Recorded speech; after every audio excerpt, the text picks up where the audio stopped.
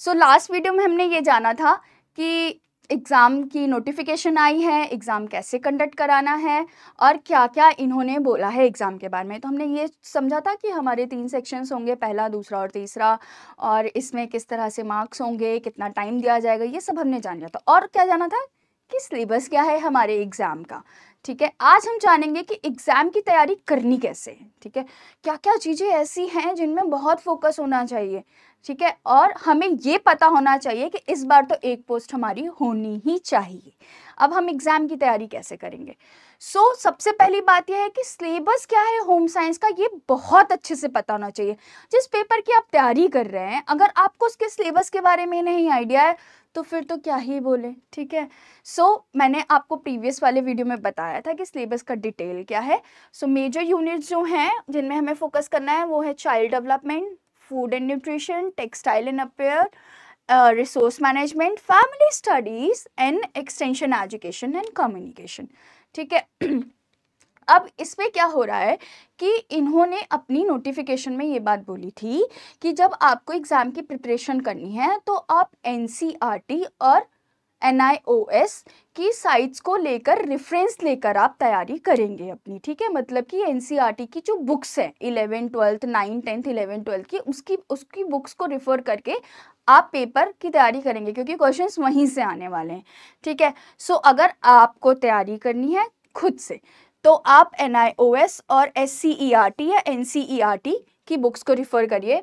और कुछ online universities के रिसोर्सेज होते हैं, as an subject resources available होते हैं। बेसिकली हम लोग इग्नू के ज़रूर देखते हैं, जो मिल जाते हैं हमें, ई ज्ञान कोश करके जो दिखते हैं यूजुअली, वो मिल जाते हैं हमको। उसके बाद क्या करना है कि नोट्स आपके बहुत अच्छे प्रिपेयर होने चाहिए। अगर नोट्स नहीं प्रिपेयर हैं तो पढ़ोगे कैसे, रिवीजन कैसे होगा? हाथ के बने नोट्सों से ही याद रहता है। पता है, आप लोग कितना भी सुन लो, समझ लो, ऐसा लगेगा समझ में आ गया, पर भूल जाओगे जब तक उसको नोट्स नहीं बनाओगे, अपनी हैंड राइटिंग से नहीं लिखा होगा तब तक कुछ नहीं दिमाग में जाता है, ठीक है। और प्रीवियस ईयर क्वेश्चंस को सॉल्व करना है। जब हमें सब कुछ कोर्स पता चल जाएगा तो प्रीवियस ईयर भी तो करने बहुत ज़रूरी है ना। क्वेश्चन तो इवेंचुअली हमें एमसीक्यूज ही सॉल्व करने हैं, उसकी प्रैक्टिस तो बहुत ज़रूरी है।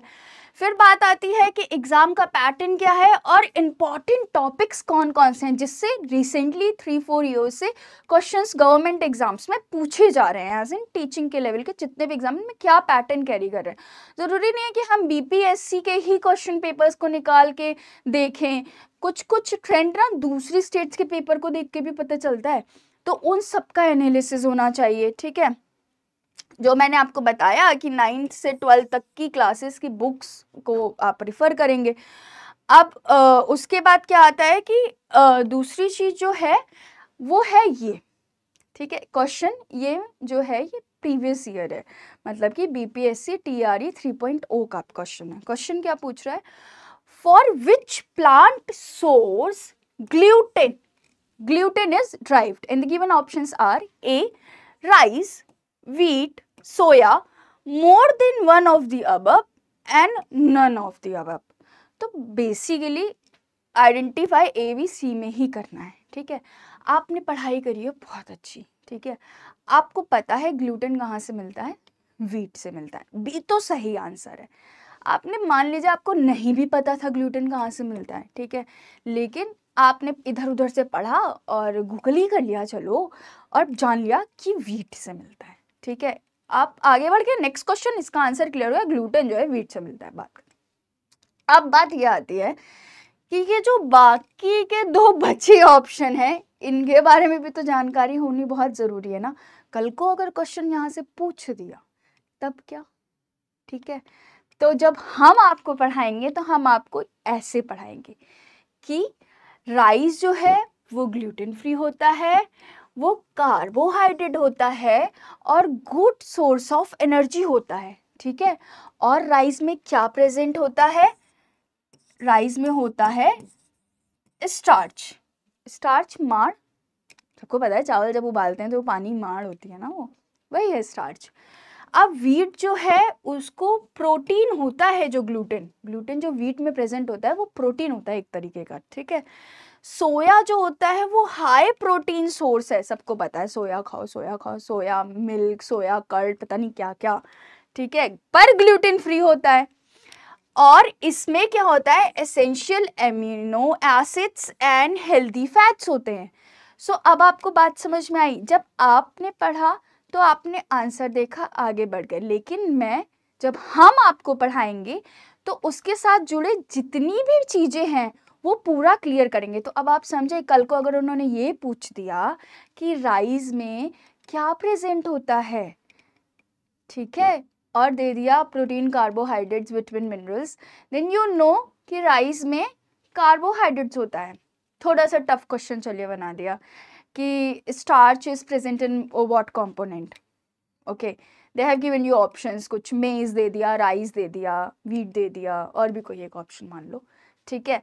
तो तुमको पता होना चाहिए स्टार्च जो होता है वो चावल में होता है, ठीक है।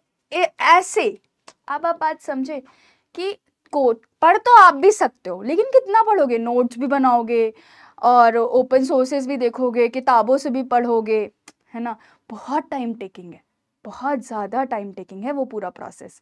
सो इट्स बेटर कि आप आइए, हम आपको पढ़ाते हैं। आपका बस काम है कॉपी पेन लेकर आना और कॉन्सेप्ट्स को समझना। क्योंकि देखो, अगर तुम पूरा मटेरियल खुद बिल्ड करोगे ना, टाइम बहुत जाएगा, बहुत मेहनत, बहुत टाइम लगेगा आप लोगों को। इट्स बेटर कि वो मेहनत हम करते हैं, आप सिर्फ कॉपी पेन लेके आइए और पढ़िए बस, और उसे याद करिए, क्वेश्चन सॉल्व करिए, वो भी हम सॉल्व कराएंगे। हम हैं ना आपके लिए, इसी तरह से सॉल्व कराएंगे हर एक डाउट को लेकर, ठीक है। अब क्या है ना, एक और चीज आ गई है कि करंट अफेयर से भी क्वेश्चंस आ रहे हैं और अच्छे अच्छे क्वेश्चन पूछ रहे हैं। स्कीम्स क्योंकि इतनी ज़्यादा लॉन्च हो रही हैं चाइल्ड डेवलपमेंट के लिए, फीमेल हेल्थ के लिए, सो उससे क्वेश्चंस आ रहे हैं। अब जैसे कि पोषण अभियान, स्वच्छ भारत अभियान, इन चीज़ों से क्वेश्चन आते हैं। पता है किस में आते हैं, एक्सटेंशन एजुकेशन में पूछते हैं वो ये क्वेश्चन यूजुअली, ठीक है। या कुछ कुछ ऐसी चीज़ें जो रिलेटेड हैं किसी एक यूनिट से, तो वो उससे भी क्वेश्चन पूछ लेते हैं। जैसे पता है, अपन न्यूट्रिशन में पढ़ते हैं mid day meal, mid day meal scheme nutrition में ही आती है, गवर्नमेंट पॉलिसी जो है, ठीक है। अब आपको पता है उसका नया नाम आ गया है मिड डे मील का, and it is called PM पोषण। सो अब क्वेश्चन ये भी बन सकता है कि मिड डे मील का नाम बदल के क्या हो गया है, तो पीएम पोषण हो गया है। अब आपको एक और बात बताएं, पीएम पोषण की फुल फॉर्म भी है, जो कि है प्रधानमंत्री पोषण शक्ति निर्माण। अब पूछ दिया पीएम पोषण की फुल फॉर्म क्या है, स्टैंड्स फॉर, देखिए ना, आज क्यों कुछ भी पूछ सकते हैं वो, ठीक है। अब वो भी पता होनी चाहिए। सो ये इतनी सारी मेहनत हम करेंगे आपके लिए, आप बस कॉपी पेन लेके आइएगा, ठीक है, और अपने डाउट लेकर आइएगा। डाउट पूछना बहुत इंपॉर्टेंट है। So thank you. और अगर आपको कोर्स ज्वाइन करना है, so you can join us and will study together. Thank you so much for watching the video, and मिलते हैं जल्दी।